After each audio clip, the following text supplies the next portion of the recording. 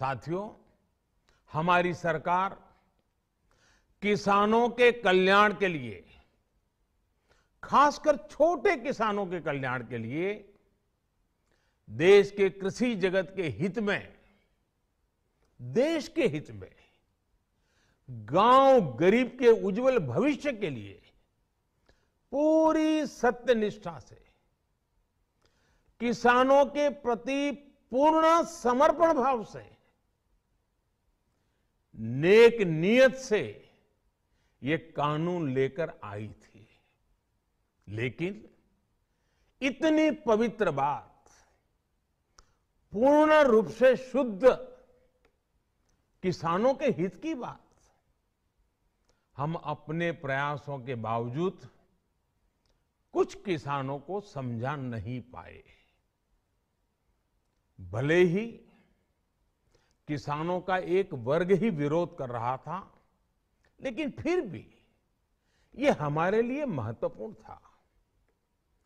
कृषि अर्थशास्त्रियों ने, वैज्ञानिकों ने, प्रगतिशील किसानों ने भी उन्हें कृषि कानूनों के महत्व को समझाने का भरपूर प्रयास भी किया। हम पूरी विनम्रता से, खुले मन से उन्हें समझाते रहे। अनेक माध्यमों से व्यक्तिगत और सामूहिक बातचीत भी लगातार होती रही।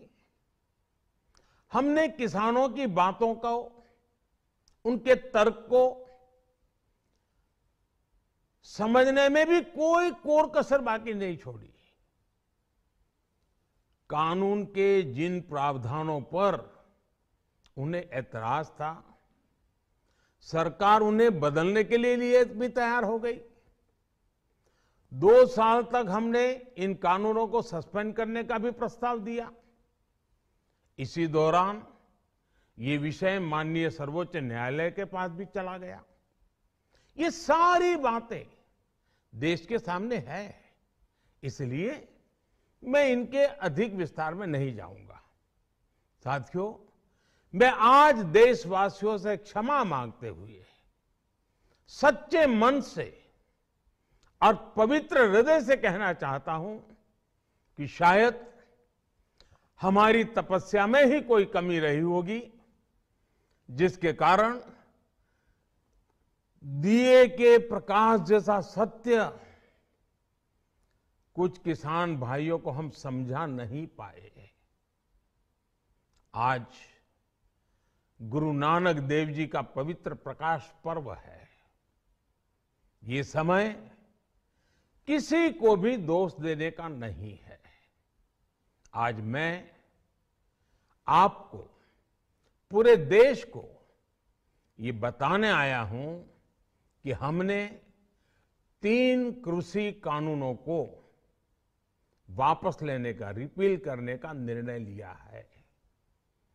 इस महीने के अंत में शुरू होने जा रहे संसद सत्र में, इसी महीने में, हम 3 कृषि कानूनों को रिपील करने की संवैधानिक प्रक्रिया को पूरा कर देंगे।